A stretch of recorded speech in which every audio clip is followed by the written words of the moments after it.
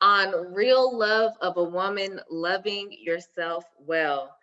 I think this is an amazing topic, partially because I am often in my office talking to women about this very topic, loving ourselves well. Um, and so I think that it's important to maybe start this. I can see a few of you have your videos on. Start this with just a general question with how many of you find it difficult to make time for yourselves? Um, yes, just by show of hands, if you can give me, yes, I see lots of hands popping up. When you make that time for yourself, if you manage to do it, how many of you have ever felt guilty making that time for yourself? Show of hands. All right. Okay. So hopefully, after our discussion, we will feel a little less guilty, or at least start working on feeling a little less guilty about making that time for ourselves, and see how important it is. And honestly, see how, Christian it is to actually make that time for ourselves. So I actually started out my study on um, this self-love, as remembering that, a lot of times we're taught that being selfless is the Christian thing to do, right? But we have to remember that moderation and expediency is a thing in Christianity. And so we must balance this selflessness with self-love and be moderate in that balance, selflessness with self-love.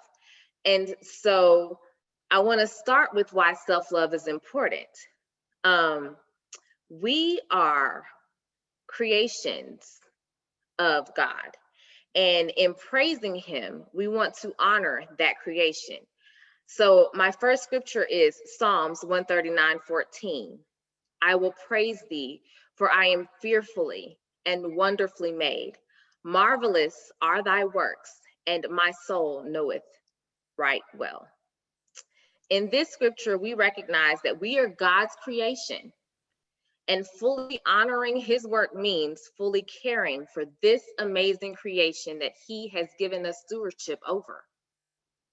But there is more. My next scripture is Genesis 1:25.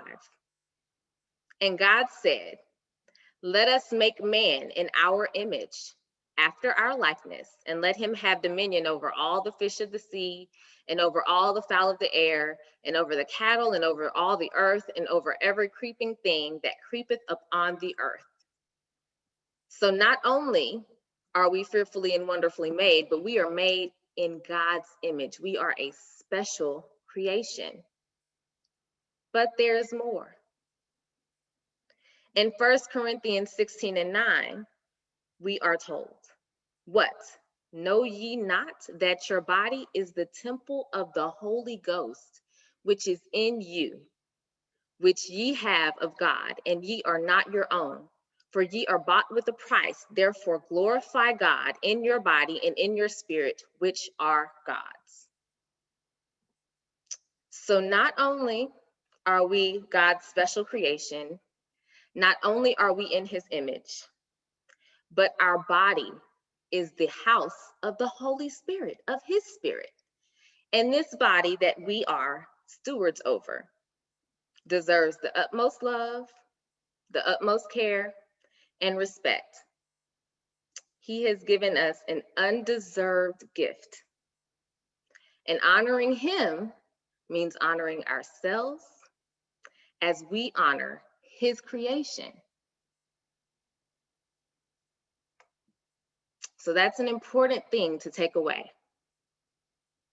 We must honor our bodies. We must take care of our bodies as the creation of God. So what does love look like? It's more than romance. It's more, it's big, it's patient, it's kind, it's unconditional, it's disciplined. And so sometimes it's giving advice you don't want to hear. It's the love that makes you stronger and healthier and better. So my first point is that love means acceptance. We start by accepting our body as it is, as God's creation in love. So you aren't necessarily trying to change your body because it needs to be changed to love it. You are worthy of love because God created it. Your thighs are perfect the way they are. Your belly is beautiful. Your stretch marks mean you have lived through something. We get healthy because we love these bodies.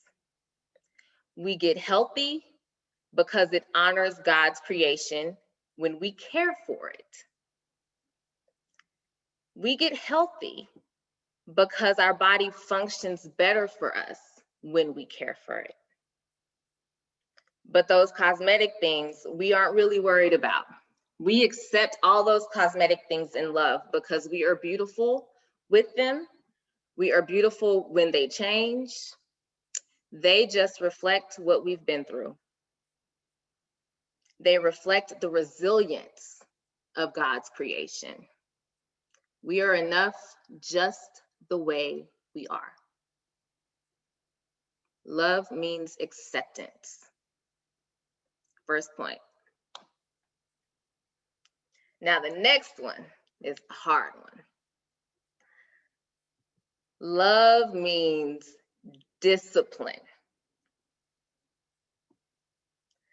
So it means cultivating healthful habits that support making your body strong. And so this is the part where everybody gets a little more interested. And so you really want to take care of your body. People are wondering, how do I, approach a healthful weight? How do I lower my blood pressure? How do I control my numbers, my blood sugar numbers, or improve my liver function if I have, metabolic liver disease? And so I always tell people it starts with some very foundational things. Many times people are like, oh, it starts with my diet. That's what it starts with. Starts with things like sleep. Sleep is extremely important. You need 7 to 9 hours a night. How many people are getting 7 to 9 hours of sleep a night? Good. I see somebody with their hand raised. If you're not getting 7 to 9 hours of sleep per night, work on it. That is your first goal, okay? You want to work on 7 to 9 hours of sleep per night. Because if you're not, your body is stressed. Your body is stressed out. And it is functioning with higher cortisol levels. And those cortisol levels are counterproductive to your health. They are keeping weight on you. They are potentially raising your blood pressure and your blood sugars. And it is worsening your health. It's lowering your immune system. And so you really want to start, you're exercising and you're eating right and you're wondering, why can't I lose weight? Why are my blood pressure numbers still high? And you're only sleeping 5 hours a night? It might be your sleep. If you're sleeping and you're waking up and you're not feeling rested, you may have sleep apnea. And so sleep apnea is a condition where you can sleep for 8 hours. And if you are not sleeping restfully because your body is not getting the oxygen that it needs and it's waking you up because it's trying to breathe, then you are not getting adequate sleep. You're not getting restful sleep. And so then your cortisol levels are still elevated. Your lungs may actually be changing. Your heart may actually be changing. And that's something that needs to be addressed. So not just sleep, but restful, healthy sleep. So that's the foundation. 7 to 9 hours, restful, healthy sleep. And if those things are not something that you're getting, then you really may want to make an appointment and discuss it with your doctor. Okay. Best practices around sleep. Now, people do not like to hear this, but your room really should be dark. You really shouldn't be doing other things in bed besides sleep and sexual activity. That's it. Sleep and sexual activity. You shouldn't be working. You shouldn't be on your phone. You shouldn't be reading. You shouldn't be watching TV. It really should be dark in your room. Cool environments are best. And so if you have a hard time sleeping in your bed, it could be because you're doing some of these other things in bed and your brain is associating bed with these other activities rather than sleep. So if you have a hard time sleeping, then try for better sleep practices. You may find that you have a better time sleeping. I'm that person. I'm a chronic insomniac, but I do find that if I have good sleep hygiene practices, that I'm able to go back to sleep when I wake up. So as much as when I first was learning the sleep hygiene practices, I rolled my eyes. I do find that if I don't watch the movies in my room with the kids, when we have movie night, then I do better. If I'm not reading in my bed, I do better. So I'm a testament to the sleep hygiene practices. All right. The next piece is exercise. Not necessarily going to be your weight loss factor, but exercise is very, very important for your health. So I get people come in all the time like, oh, I'm exercising, doc, and I'm not seeing any weight come off. And I'm like, well, that's not what exercise is for. I mean, I'm great. Please keep exercising. I want you to, because exercise is amazing. But exercise, when it comes to actual weight loss, if that's what you're trying to do, your exercise is only going to give you about 20% of that. Exercise is better for weight maintenance. So if you have lost weight and you're trying to keep the weight off, exercise is going to help you with that. If you've noticed that you've been exercising and you stopped, but then you gained weight, that's why, because exercise is going to help you maintain your weight, but it is not going to necessarily help you lose weight.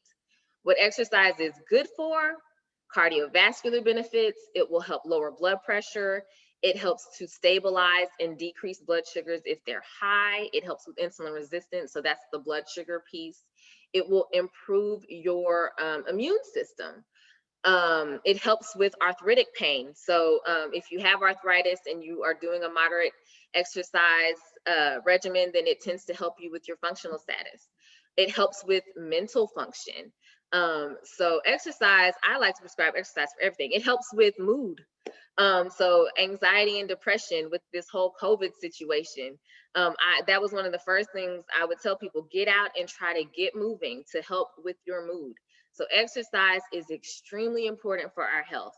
And one of my first go-tos when people come in with most complaints, 30 minutes a day, most days a week, is going to be the recommendation if you're doing some type of moderate intensity exercise. And walking is fine. I have people come in and they're like, oh, I need to be doing more. I'm just walking. And I'm like, walking's great. Just walk fast enough that you can't complete a sentence in a full breath. So if you have to take a breath in the middle of your sentence, then you're doing great. That's where I want you. If you can't walk fast enough that that's happening, then try to do a little bit more than walk. 30 minutes, 5 days a week is going to get you to your goal. Now, for my younger people on the call, if you are busy, or even my older folks, if you're still working and you're too busy to get it in 30 minutes a day, 5 days a week, then to do some circuit training and get your heart rate up to your 70 to 85%, which is going to be your higher intensity exercise, then you only really need 75 minutes per week. So then you don't need quite as much, but you're still getting that benefit. Any questions around exercise? All right. So our eating is next. Food. Food is the hard part. People never want to change their diets. So we really want to be moderate in our food intake. I tell people, rather than count calories, because calories can be a little funny and it's not necessarily always rewarding, go with a healthy plate. make sure that you're doing plants and you want a half a plate of vegetables, a quarter of a lean protein, and a quarter of a whole grain, preferably carbohydrate. Um, and that is going to be a great guide for a nice healthy plate that's going to honestly just make your body happy. You're getting in your vegetables and your plants that improve your immune system. They give you great nutrients and decrease your caloric intake without you counting calories, because the plants tend to have fewer calories in them. Your lean protein, and that can be plant-based or it can be animal-based, depending on what you decide you want to do. And then your whole grain. I normally tell people, if you have diabetes or an insulin resistant nature, then count fruit in your whole grains, because fruit tend to have natural sugars and they're going to be high in fiber. So your whole grains. Yes, ma'am. Did I see a hand? You have a question? Yes, I'm allergic to fruit and whole grain. What do you suggest? Then what do you mean by that? Explain. I have food allergies and Mm-hmm. I'm allergic to almost everything. And so, green plate for me is hard because I'm allergic to lettuce, uh, tomatoes, cucumbers, onions, green beans, corn, all of that. And so, Mm-hmm. and wheat and rice and oats. So, It does make it difficult. I mean, for you, you have to eat what you can eat. Um, and so my question would be then, what do your labs look like? And if your labs are looking okay with the plates that you're putting together, then I would tell you that you're doing fine. I also would really sit down with I mean, it depends on what foods you can eat. You work with what you can eat. Um, so I would have to see a list of what you can eat, and then we would put that together in a healthful way. Because I heard a lot of what you can't, but it like then I'm like, okay, so what can she eat? So I would really sit down with what you can eat and then try to put it together in a healthful way. So like I don't know if you can eat legumes, for instance. So like your beans, because those are actually very high in fiber. just one kind, pinto. That's the only Okay. bean I can eat. Okay. So that gives us one. Um, and then when you said you did give me a leafy green, but is it all types of leafy greens? Well, what I usually eat is Napa cabbage or cabbage because I use the Napa like a lettuce to make a salad Mm-hmm. and cabbage. But you know, after a while, you just say, "Look, I don't Right. want it.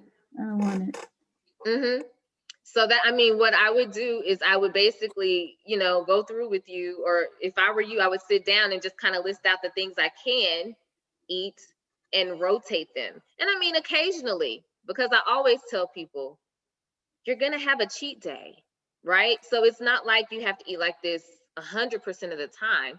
In general, and when we talk about, in diet world and in health food world, you will see people talk about an 80-20 rule. Um, and the 80-20 rule is 80%, as long as what you're doing 80% of the time is what your body is generally going to go with. And so if you are 80% of the time doing what you're supposed to do, you're going to have a pretty healthy outlook. So I would say, um, you know, try for 80% of the time you're going with those helpful foods that you can eat. And then give yourself some grace some other times, because sometimes you're not going to feel like it. Thank you. Any other questions? As far as types of diet, plant-based, vegetarian tend to have a lot of benefit and lots of data behind them, as far as decreasing cardiovascular disease, honestly decreasing insulin resistance, which is what causes diabetes, decreasing blood pressures, helping with weight loss. Lots of evidence that way. You have the Mediterranean diet, which tends to be very high in seafood, high in healthy fats like olive oils, salmon, avocado oil. Um, And so that diet also has a lot of data behind it as far as cardiovascular disease, and insulin resistance, I believe, and blood pressure. The low carb diets, okay, I see somebody asking about keto. Low carb diets tend to be very good for decreasing insulin resistance. Now, keto does have some good data behind it as far as weight loss. I have seen decent data as far as reducing some cardiovascular outcomes, but with the caveat that those keto diets that were studied were actually a lot more plant-based keto diets than what you see commercially talked about. So I always tell people, I will support whatever you want to do to be healthier. And so I'm not really averse to anybody choosing whatever diet they think they can stick with. But I always tell my patients with keto, we know that bacon and butter and red meat have bad outcomes when it comes to certain things. Bacon and butter, cardiovascular disease; red meat, cardiovascular disease, and colon cancers. And other types of cancers actually. And so I tell people, yes, you may be able to do more of those things since you're cutting out some other things that are carcinogenic and things that cause cancers and things that also cause cardiovascular disease, the white carbs and the sugars. However, don't overdo it, because you can do keto with salmon and fish and chicken and avocado oil and nuts and nut butters. And so I do, if you do keto, I say do keto, but do it healthfully. Um, have your bacon, but have it in moderation. Like I said, all things in moderation, right? And so when you do keto, there's a healthier way to do it. And I have patients that are doing keto and doing it very well, and their labs look absolutely amazing. They have had great weight loss and have sustained weight loss for 2 to 3 years now, with great looking labs. So I not only has keto performed well in studies, but I have seen it firsthand. It's just you have to do it right. The other thing I tell people about keto is that keto is the one diet that you really shouldn't cheat on, because when you take a diet and you do lots of fat and then you cheat and add some carbs to that, now it just looks to your body like a very unhealthy diet. And so when you do keto, you really got to stick to keto. So unless you think that you can really, really stick to it, it's not something that I tend to recommend. But otherwise, I think that it's fine if you really think you can do it. And I need someone to explain the D herbs to me. I'm not familiar with that. D herbs is a popular, like a detox herbal supplement that's been advertised on a lot of like Steve Harvey Morning Show. They do a lot of Ah, advertisement for D herbs, and D herbs claims to cure a lot of different viral diseases and things like that through his herbal supplement regimen. okay. So I would say that I'm not familiar enough with it to speak on it. Um, I would have to look it up. Yeah, I don't want to say anything bad about it, and not know anything about it one way or the other.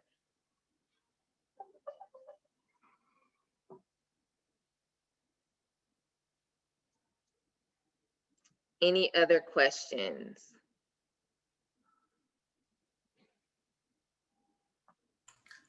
What is your take on things like intermittent fasting as far as a lifestyle or Okay, I'm so glad you asked, because intermittent fasting has, so one, it has some great studies behind it. Like there was a New England Journal article that came out, I think last year, where it was one, it's very good for insulin resistance. It had some good studies coming out about possibly improving cognitive function. It is decent for weight loss. Not everybody has success, but it does have some success for weight loss.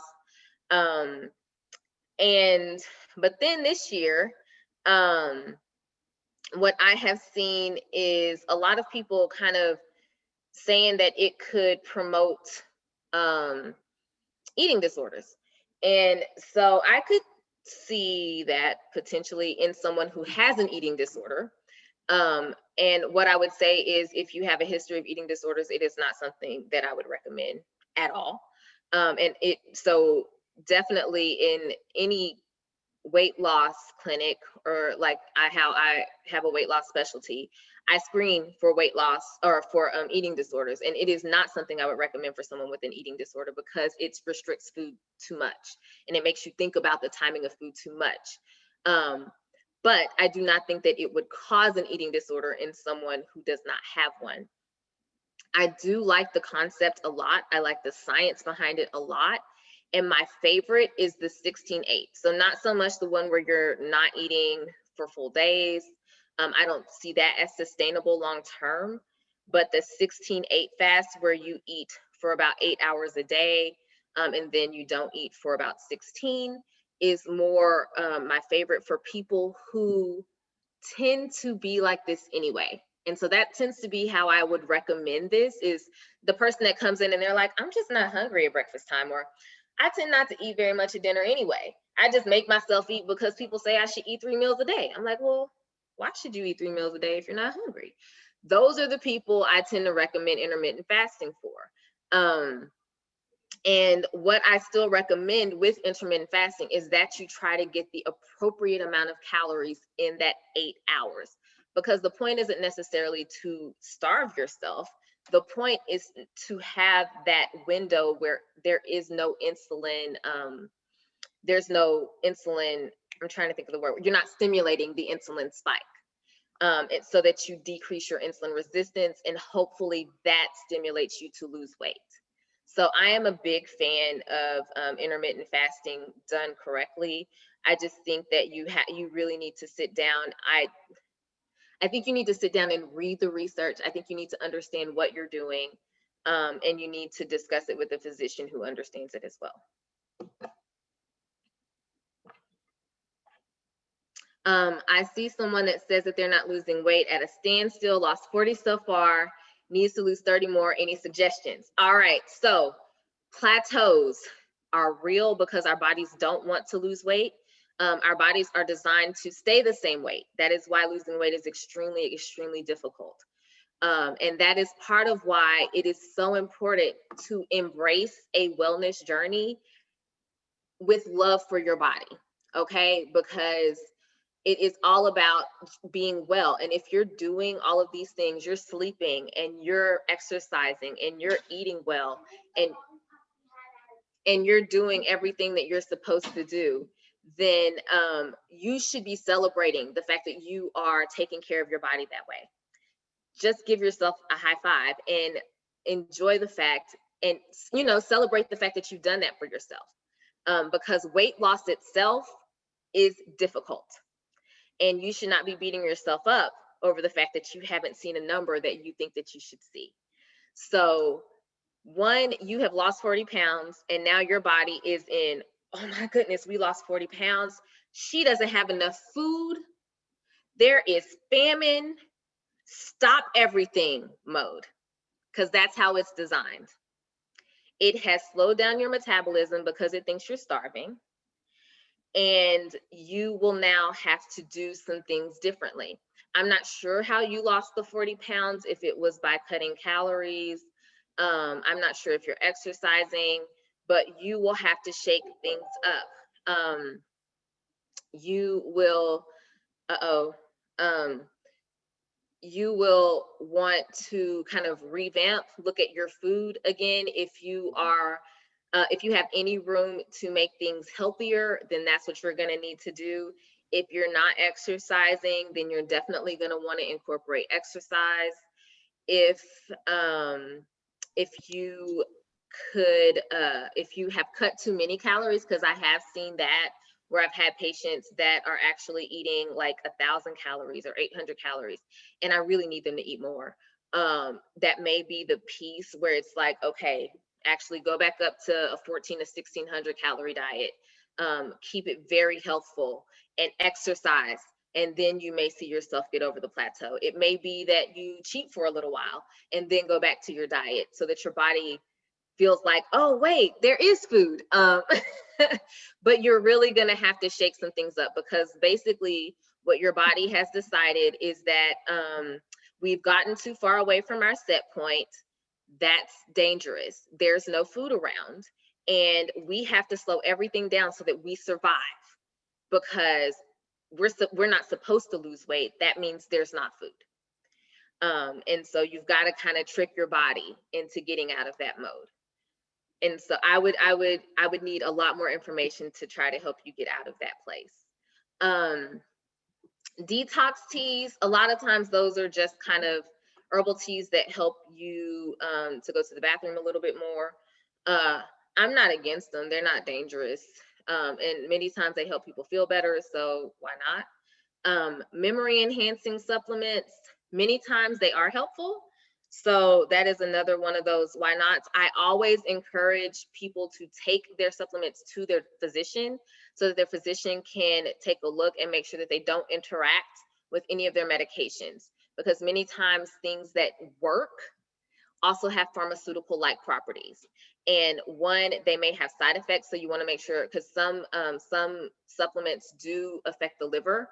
So I will always take a look to make sure that this is not one that is going to affect the liver. Also, I generally will recommend that you do not do that you stop everything before a surgical procedure, because many times they will affect your clotting. And then you want to make sure that they're not going to interact with any of your other pharmaceuticals. And let me see. All right. And Lisa said she was doing keto and walking. And so it may be that you want to introduce some carbs. You may, but not, don't do the white carbs. Introduce some whole grains, just a few. Come out of ketosis for just a little while with the whole grains, and then maybe go back into keto. And see if that helps you come out of your plateau. That's what many people with keto, in keto or doing keto will do to see if they can come over their plateau. All right, so let's see. Health maintenance is my next point in this love means discipline. So we want to take time to make time to go to our healthcare appointments and make time for our healthcare screenings, and make time and follow the advice of our physicians. Get the vaccinations, get the mammogram screenings, get the colonoscopy. Do all those things that keep your body well tuned. Check your blood pressure. I can't tell you how many people come to my office with high blood pressure, and I say, well, what's your blood pressure been running at home? And they say, oh no, I don't check it. What you mean you don't check your blood pressure? You got high blood pressure. Check your blood pressure. Check your blood sugars if you have diabetes. Use your CPAP machine if you have sleep apnea. This is the maintenance stuff that keeps your body going the way that it should. That keeps you abreast of if your body is changing in a way that it should not be changing. Health maintenance, making time for it. Yes. I just wanted to add real quick on the health maintenance part. What I've learned to do is make a celebration of it. I set my appointments and I set either a new skirt or a new blouse or a new lunch place or something special for me. And I decided that no matter what the outcome of my appointment may be, I'm still in celebration mode about it. So I encourage ladies to always go and just make a celebration of it. You know, we're in dread about it. We hate it. It's uncomfortable. We don't like it. We're embarrassed, all of that. And I get all of that, but get over that and then just celebrate you and celebrate the fact that I've done it again this year and it's over with, and I'll celebrate again next year if the Lord bless me to see it. So thank you. I love that. I love that, Sister Shelley. Anybody else?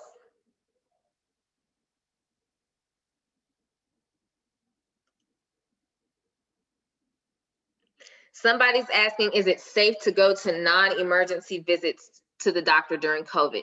At this point, most of your physicians have made it safe to come. At first, we were scrambling. We were trying to figure out what's the protocol, what do we do? And we shut, I mean, I know my office, we shut everything down. We made everything virtual because we couldn't figure it out. And then we came up with protocols and we figured out what we needed to do to try to keep everybody socially distant, to try to screen, to ensure that most people coming in were healthy, to try to make it so that if somebody came in who wasn't healthy, we weren't exposing the whole building to that person. And we, like, I know at my clinic right now, and it's, I mean, you know, people are frustrated, but we don't even see sick people in my particular clinic because we can't keep sick away from healthy. So we send sick people to a different clinic.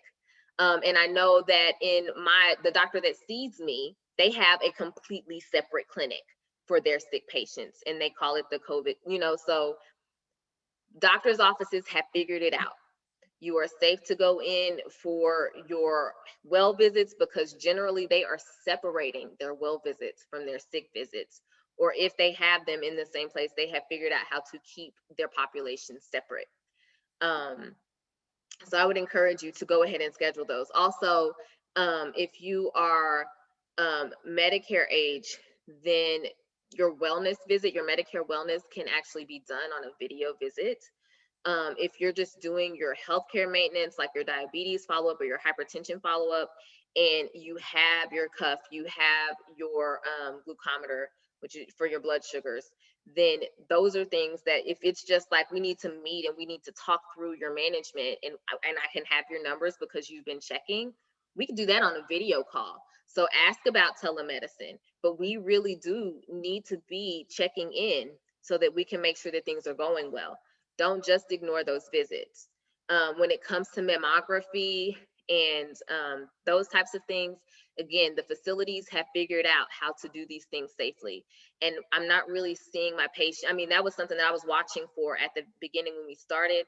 I haven't really seen my patients be sick after they come to see me or be sick after they're going to get their mammograms. I saw somebody write tender breast. I wasn't really, let me see, sure what that meant. And so if they want to clarify that message.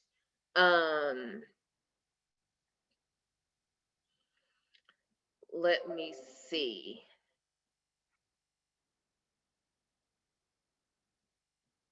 Anything else before we move on? All right. So as I close this discipline area, oh, go ahead. You have a question about what do you suggest for someone who has PCOS, has a hard time losing weight, but maintains a healthy diet? Okay. So PCOS is going to be an insulin resistant physiology. So that goes back into one, I'm not really, there's so much, but make sure you're sleeping, make sure you're exercising. But then you may benefit from, if you feel like you could do an intermittent fasting type timing for eating, that may be helpful.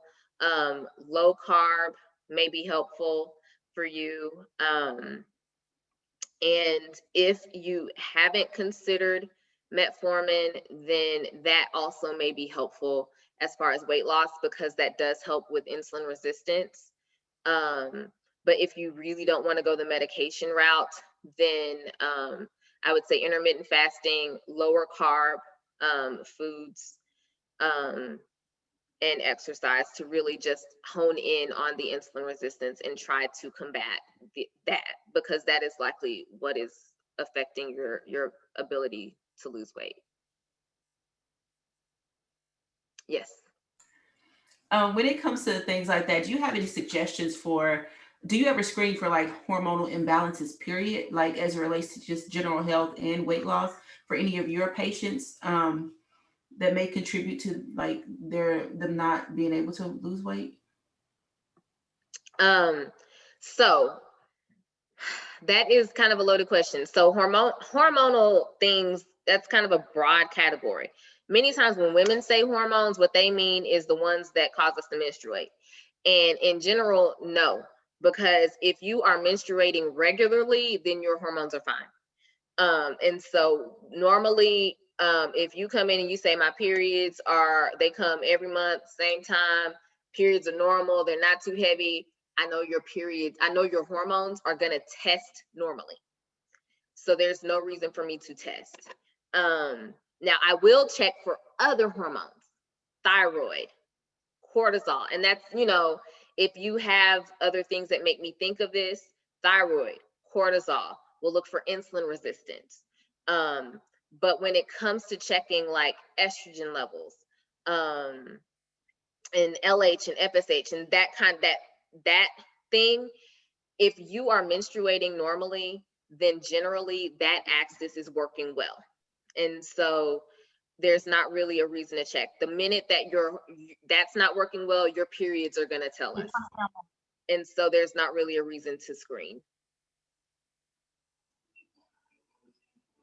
Danielle, I'm glad you asked that question because I'm the one who asked about the PCOS, but so my menses aren't on schedule at all. Exactly. And so I'll be honest, prescribed the metformin, but it's hard on your stomach. It is. So that's one of the things that I really, I do need to make some more appointments and check back in with my doctor. But since my cycle isn't a regular cycle, then what would you suggest moving forward? Just do the metformin, check back in with my OB, and what would be your suggestion in that? So with the metformin, one thing to try with the metformin, so I don't know what dose was prescribed, but there are a few things. Sometimes people will try to prescribe metformin at max dose. And it's very hard if they gave you max dose, and she may not have, but it's very hard if they gave you max dose to just start at max dose. So if it was at max dose, then I would try a lower dose. The other thing I might try is if it was the immediate release where you had to take it twice a day, then I would actually try an extended release because sometimes that's easier on your stomach.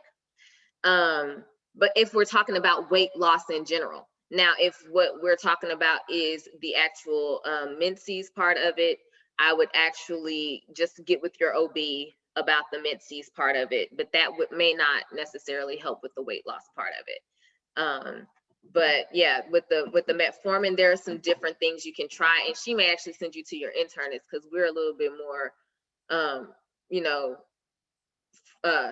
familiar with metformin. We work with metformin all the time in all the different ways that metformin comes.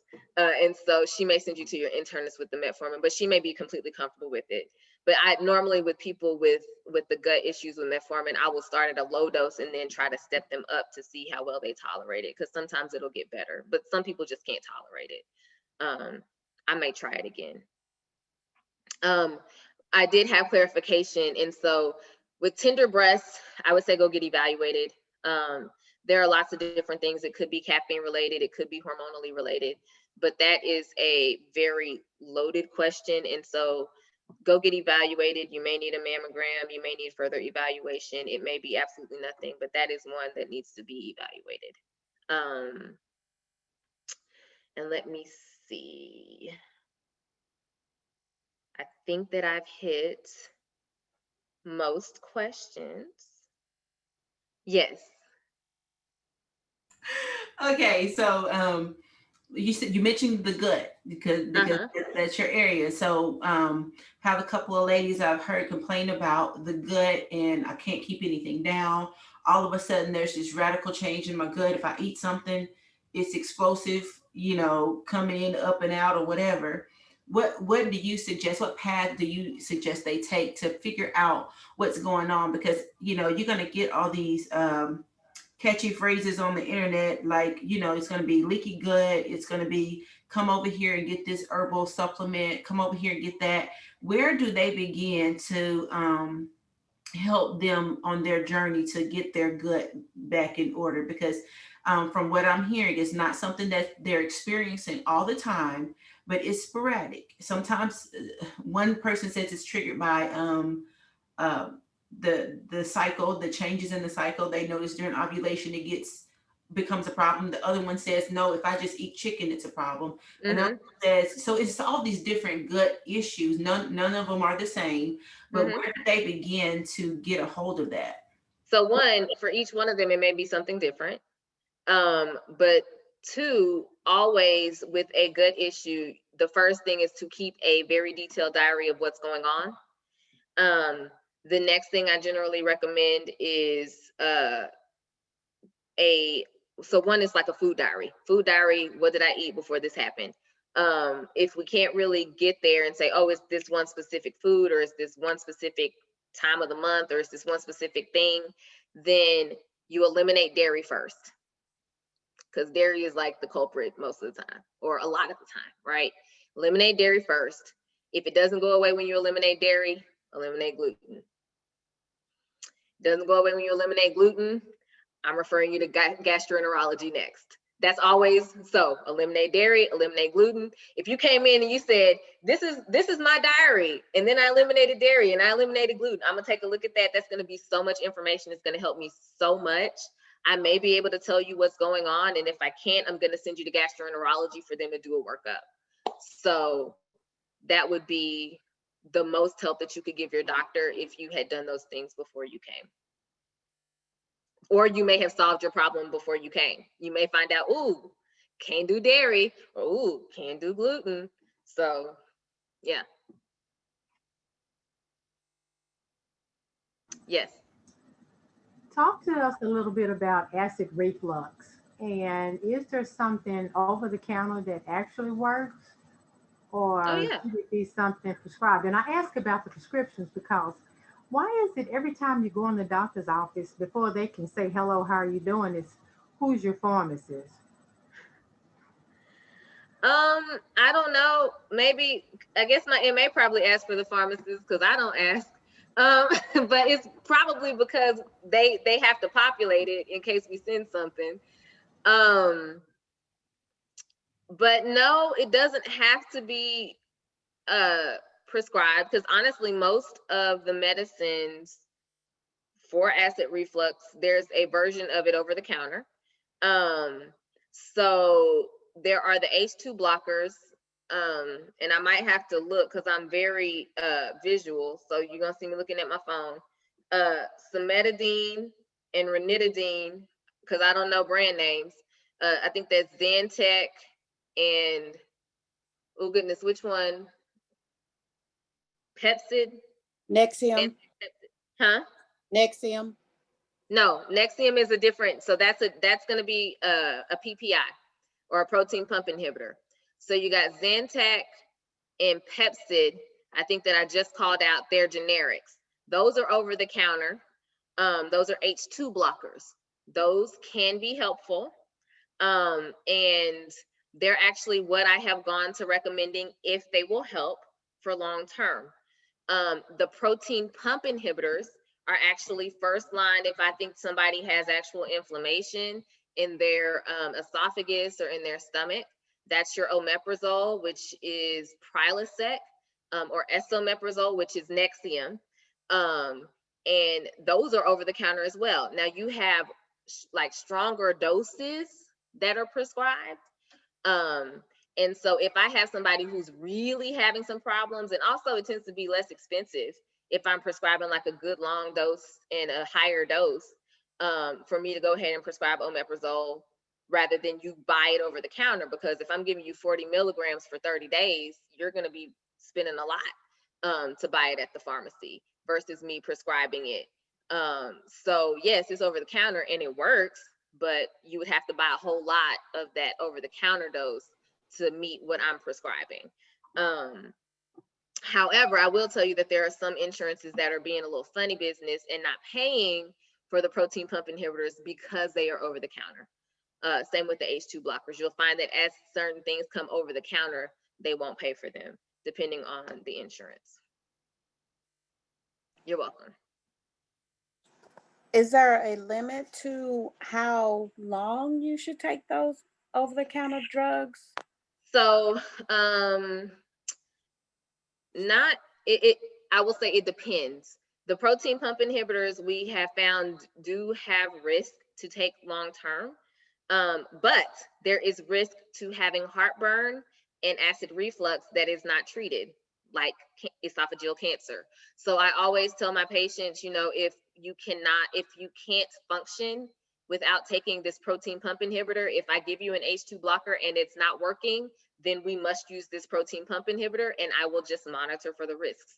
Every medicine has a risk benefit profile, and that's my job, is to monitor for those risks and to alert you if we start to see them, and we come up with a different treatment protocol.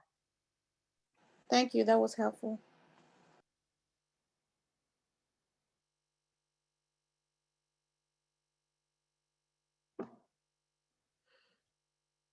All right. So when it comes to all these things, because there's so much, there's making sure you're getting your sleep, and there's making sure you're getting your exercise, and there's being disciplined about what we put into our bodies, because it's hard to decide we're not going to eat our soul food and our pasta and our carbs every day. And making those doctor's appointments that we don't necessarily want to make. It does mean carving out that time for ourselves. It does mean not necessarily putting everybody else before us.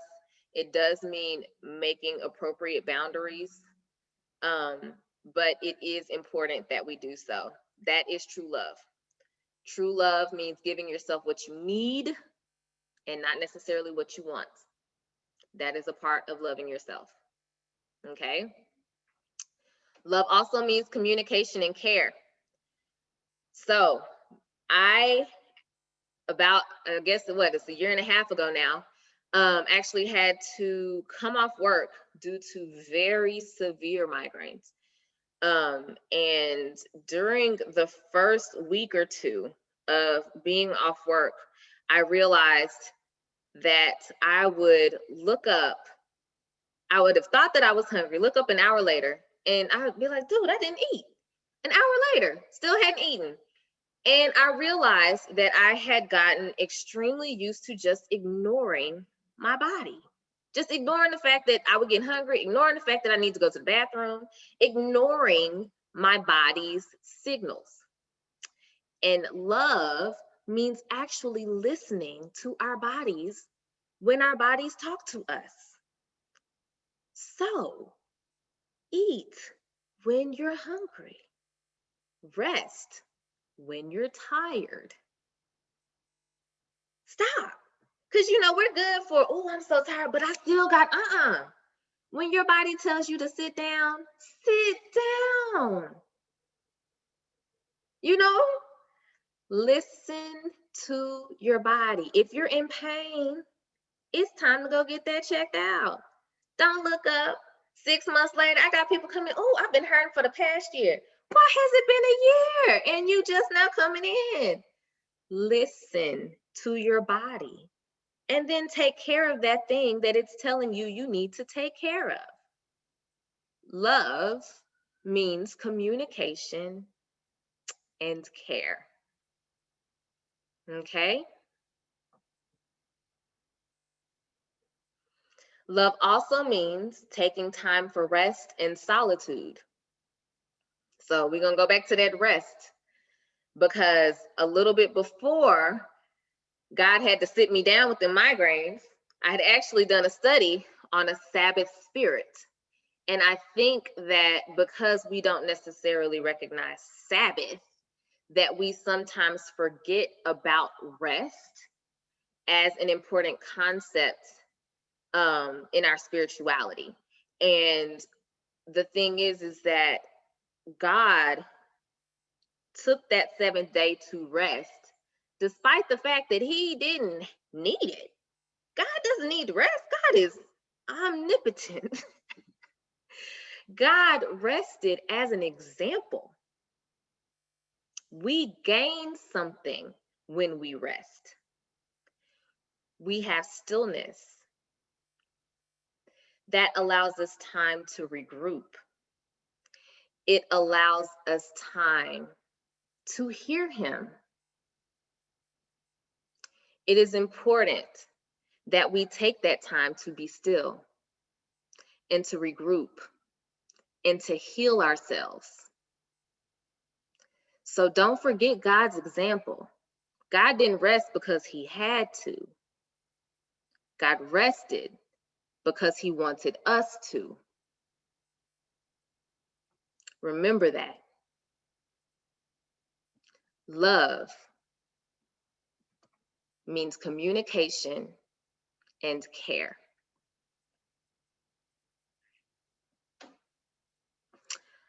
And my final point, because I know we're on time, love also means being patient with yourself. So we have talked about a lot. We have talked about all the things that we need to do to take care of ourselves. These things are difficult. We have talked about people's struggles with weight. We have talked about people's struggles with getting healthier. We have talked about medications that don't agree with our bodies. Love is patient. We are not always going to get it right the first time. We are not always going to get it right the second time or the third time. But love forgives. Love doesn't judge. Love is there to pick up the pieces and start over again. And we tend to do that with everybody else, but not ourselves. It's okay that we messed up. It's okay that you started that diet and then you had that donut. It's okay. You can start over, the next meal. It's not over. You don't have to give up. It's okay. Love is patient. Just try again. You'll get there. So, in our journey